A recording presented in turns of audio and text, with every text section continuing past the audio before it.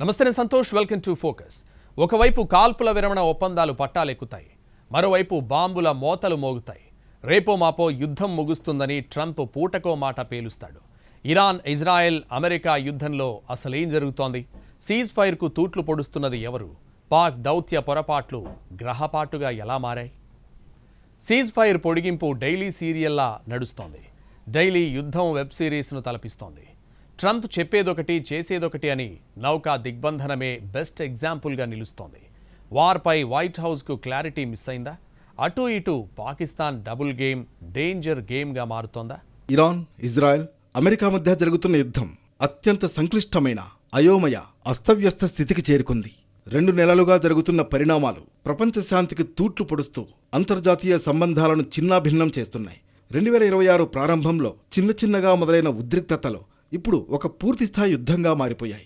అగ్రరాజ్యం America, Israel ఒకవైపు, Iran, దాని మద్దతు దళాలు మరోవైపు తలపడుతున్నాయి. అయితే ఈ యుద్ధంలో ఎవరు గెలుస్తున్నారు? శాంతి ఎప్పుడు వస్తుంది అనే ప్రశ్నలు సమాధానం దొరకని ప్రశ్నల్లా మిగిలిపోయాయి. ఆదికి అంతమున్నట్లే ప్రతి యుద్ధానికి ఒక ముగింపు ఉంటుంది. ఇరాన్ యుద్ధంలో ఇప్పుడు అదే లోపించింది. దౌత్యపరమైన అయోమయం నెలకొంది. ఒకవైపు కాల్పుల విరమణ ఒప్పందాలు జరుగుతుండగానే మరోవైపు బాంబుల మోత మోగుతోంది. పాకిస్తాన్ వంటి దేశాలు మధ్యవర్తిత్వం వహించి సీజ్ ఫైర్ కుదిర్చినప్పటికీ అవి కుదిరిన గంటల్లోనే ఉల్లంఘనకు గురవుతున్నాయి. ఇది దౌత్యవేత్తలలో ఒక రకమైన నిస్సహాయతను నింపుతోంది. అమెరికా ఇరాన్పై యుద్ధం చేస్తోంది, కానీ అది పాలన మార్పు కోసమా లేక కేవలం అణచివేత కోసమా అన్నది స్పష్టంగా లేదు. ఒకవేళ పాలన మార్పు అంటే యుద్ధం ప్రారంభంలోనే ఖమేనీ చనిపోయాడు. మరి ఇప్పుడెందుకు సుదీర్ఘంగా యుద్ధం సాగిస్తోంది? యురేనియం నిల్వలా? లేదంటే ఇజ్రాయెల్ సంతృప్తి చెందే వరకా? ఇజ్రాయెల్కు ఏం కావాలో స్పష్టత ఉందా? ఇజ్రాయెల్ కోసం ఇంకెంతకాలం అగ్రరాజ్యం సమరం సాగిస్తుందన్నది బోధపడడం లేదు. యుద్ధక్షేత్రంలో సైనిక వ్యూహాలు అస్తవ్యస్తంగా మారుతున్నాయి. ఇరాన్ నేరుగా తలపడడంతో పాటు హిజ్బుల్లా, హౌతీల వంటి దళాలను రంగంలోకి దింపడంతో యుద్ధం ఏ వైపు నుంచి జరుగుతుందో అర్థం కాని పరిస్థితి ఏర్పడింది. హర్ముజ్ జలసంధిలో ఇరాన్ నౌకలను స్వాధీనం చేసుకోవడం, అమెరికా దిగ్బంధనం విధించడం వల్ల ప్రపంచ వాణిజ్యం స్తంభించిపోయింది.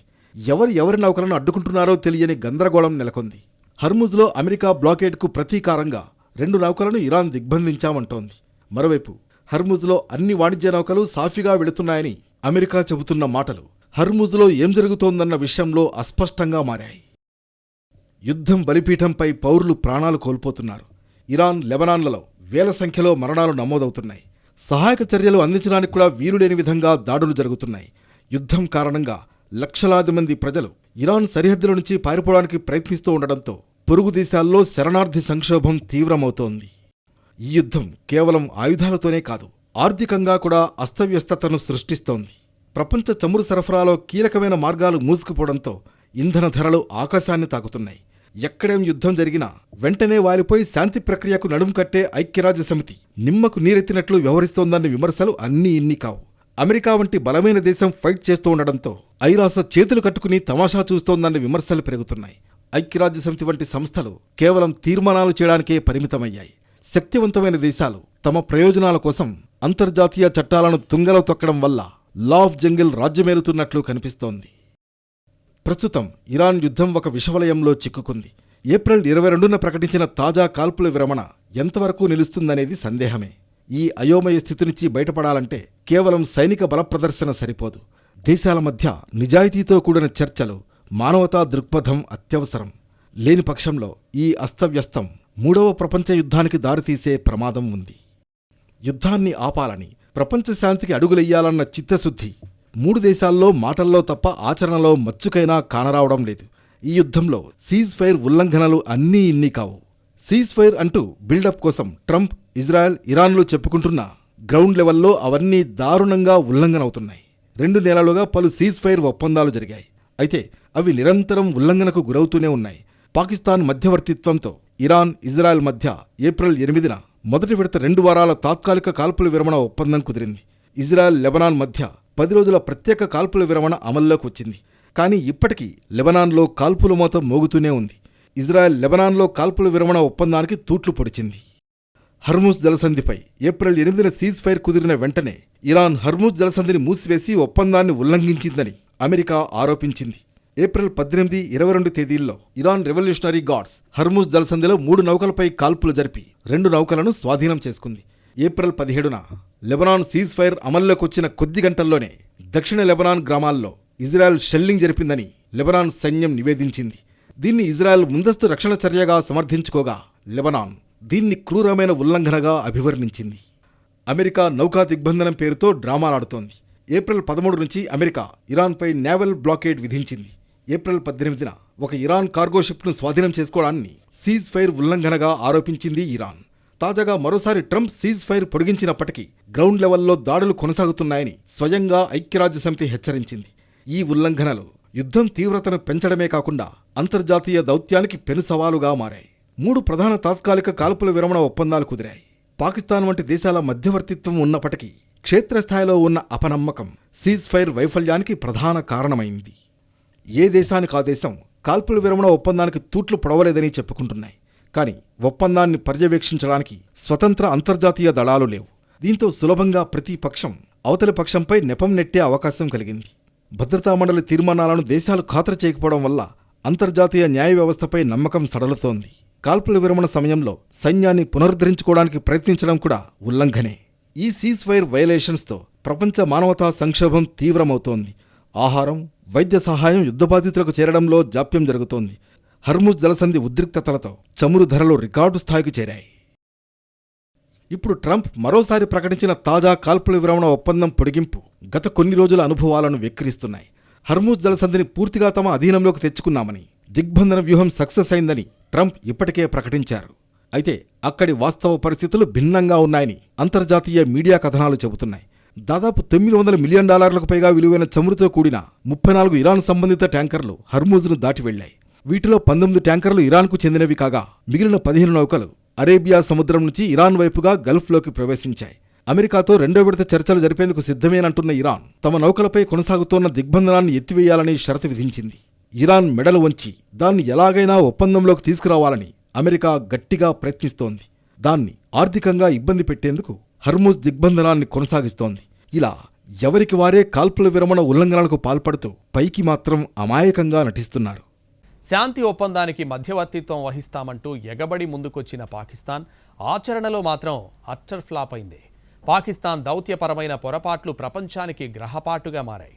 అటు అమెరికా నుంచి నిధులు రాబడుతూ ఇటు ఇరాన్ వంటి ముస్లిం దేశంతో ప్రయోజనాలను కాపాడుకుంటూ డబుల్ గేమ్ ఆడుతోందన్న ఆరోపణలు అన్నీ ఇన్ని కావు.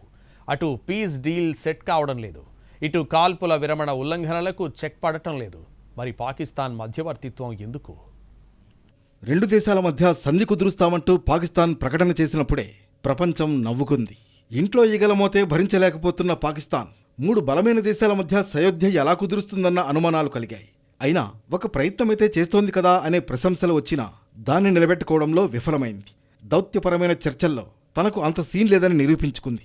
పాకిస్తాన్ ప్రభుత్వం ఈ మధ్యవర్తిత్వాన్ని తన అంతర్జాతీయ ప్రతిష్టను పెంచుకోవడానికి ఒక అవకాశంగా చూసిందే తప్ప నిర్మాణాత్మకమైన పరిష్కారానికి ప్రయత్నించలేదు. చర్చల ఫలితం రాకముందే అది ఒక పెద్ద విజయంగా ప్రపంచానికి చాటుకోవడానికే ఎగబడింది తప్ప ఫలితాలకు చిత్తశుద్ధితో ప్రయత్నించలేదు.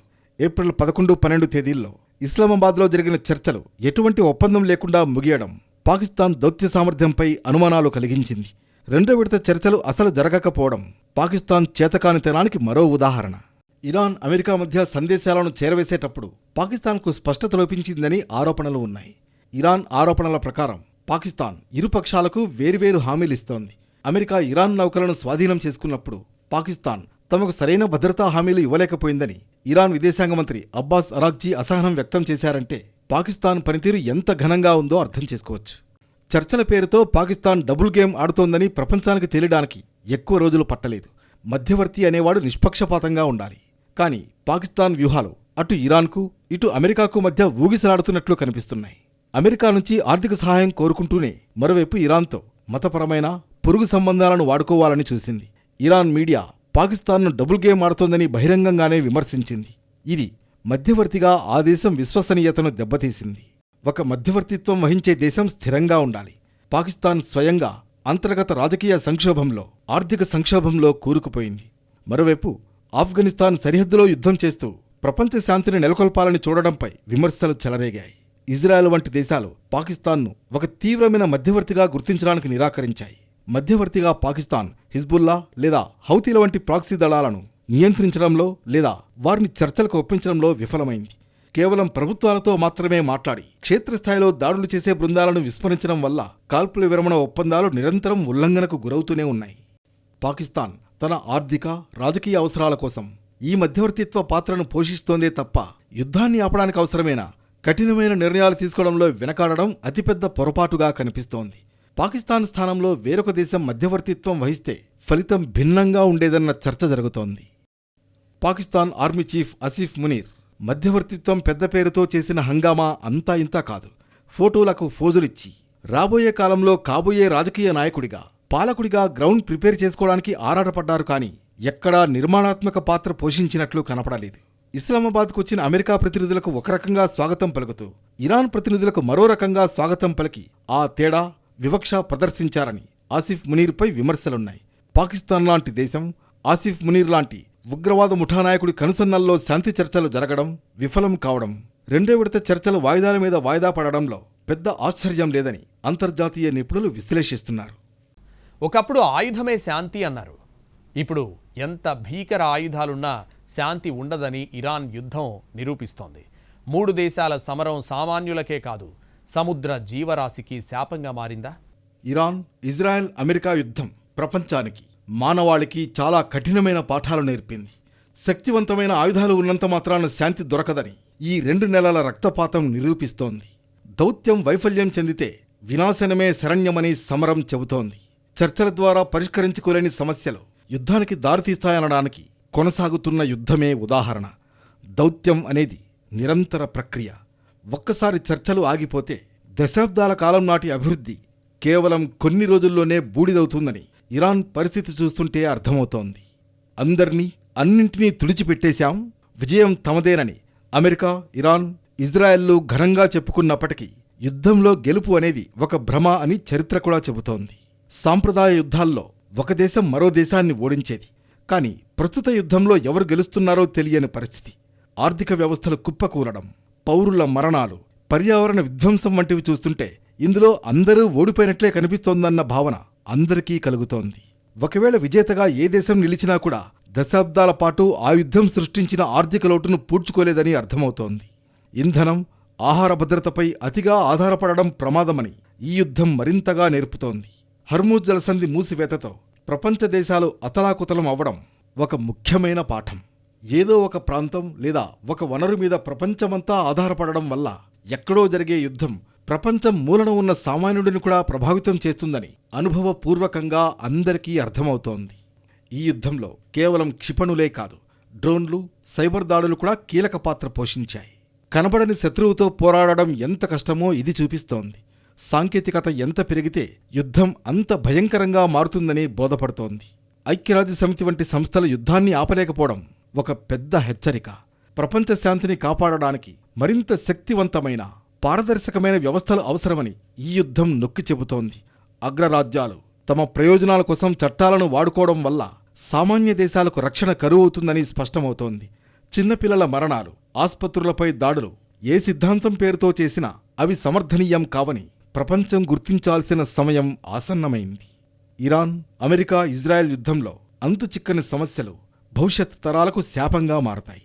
యుద్ధంలో భాగంగా చమురు నౌకలపై దాడులు జరిపినప్పుడు లక్షలాది గ్యాలన్ల ముడి చమురు సముద్రంలో కలుస్తోంది. చమురు తెట్టు వల్ల సముద్ర ఉపరితలంపై ఆక్సిజన్ అందక వేల సంఖ్యలో అరుదైన సముద్ర జీవులు, పగడపు దిబ్బలు అంతరించిపోతున్నాయి.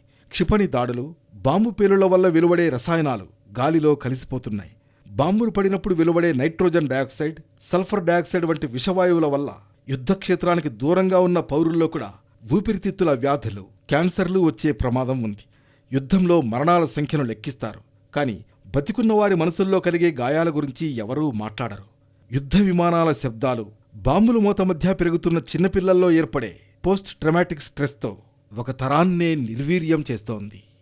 ప్రపంచంలోని అత్యంత పురాతనమైన పర్షియన్ నాగరికతకు నిలయం ఇరాన్. దాడుల్లో ధ్వంసమవుతున్న పురాతన కట్టడాలు, మ్యూజియంలు, చారిత్రక గ్రంథాలయాలు మానవజాతి చరిత్రను శాశ్వతంగా తుడిచిపెట్టేస్తున్నాయి. ఇది కేవలం ఒక దేశ నష్టం కాదు, ప్రపంచ వారసత్వానికి జరుగుతున్న తీరని లోటు.